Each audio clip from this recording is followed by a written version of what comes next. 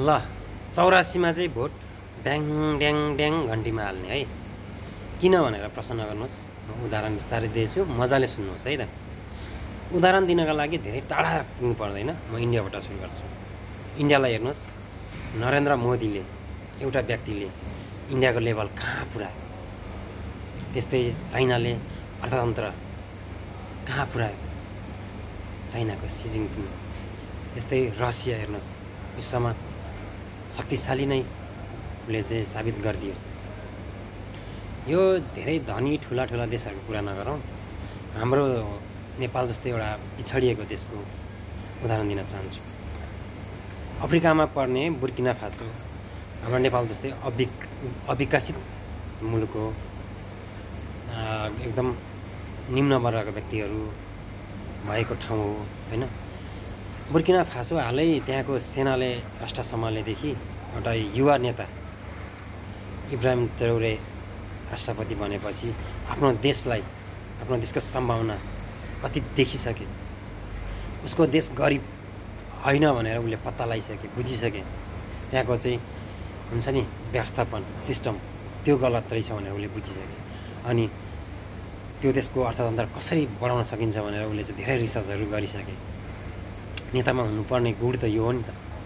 त्यहाँनिर धेरै खनिजहरू उसले पत्ता लगाइसके।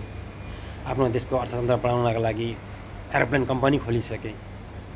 अनि घर नभएको सुकुम्बासी मानिसहरूलाई, जनताहरूलाई राख्नका लागि सरकारी लगानीमा प्रोजेक्ट थालिसके। हेर्नुहोस् त, लिडर भनेको यस्तो हुनु पऱ्यो नि।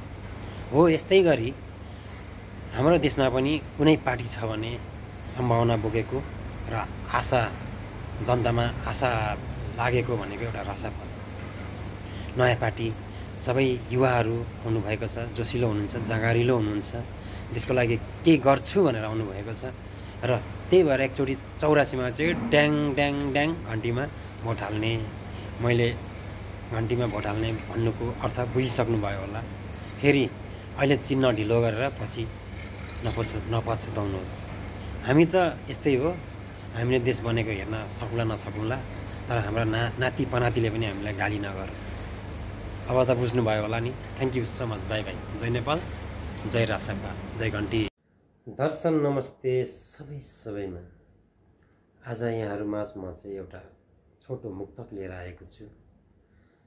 सुन्नुहोला, सुनेर प्रतिक्रिया दिनुहोला अनि बुझ्ने प्रयास गर्नुहोला है त।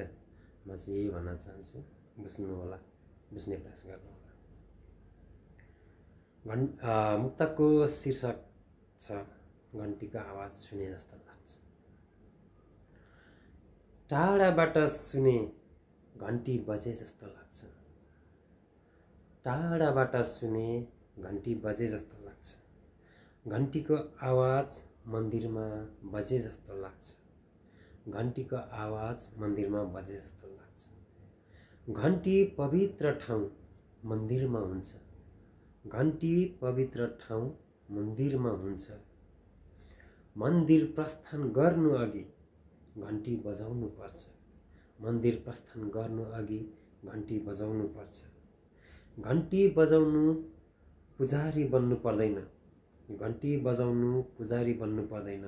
भक्तजन बने घन्टी बज्छ। भक्तजन बने घन्टी बज्छ। अब बुझौँ देशलाई पवित्र बनाउने हो भने देशैभरि मन्दिर बन्नुपर्छ। देशैभरि मन्दिर बन्नुपर्छ। देशैभरि घन्टी बज्नुपर्छ। घन्टी बज्नुपर्छ। टाढाबाट सुने घन्टी बजे जस्तो लाग्छ। टाढाबाट सुने घन्टी बजे जस्तो लाग्छ।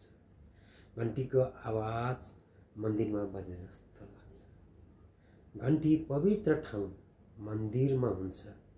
घन्टी पवित्र ठाउँ मन्दिरमा हुन्छ। मन्दिर प्रस्थान गर्नु अघि घन्टी बजाउनु पर्छ। घन्टी बजाउनु पर्छ। अब देशैभरि घन्टी बज्नुपर्छ। देशैभरि पवित्र मन्दिर बन्नुपर्छ। Thank you so much. यहाँहरूले मेरो मुक्तक पुरा सुन्नुभयो होला र यो मुक्तकले भन्नु खोजेको कुरा, रहस्य बुझ्नुभयो होला। हजुरहरूले जे बुझ्नुभयो त्यही प्रतिक्रिया राखिदिनु होला। Thank you so much. See you on the next video. Good bye. जय नेपाल।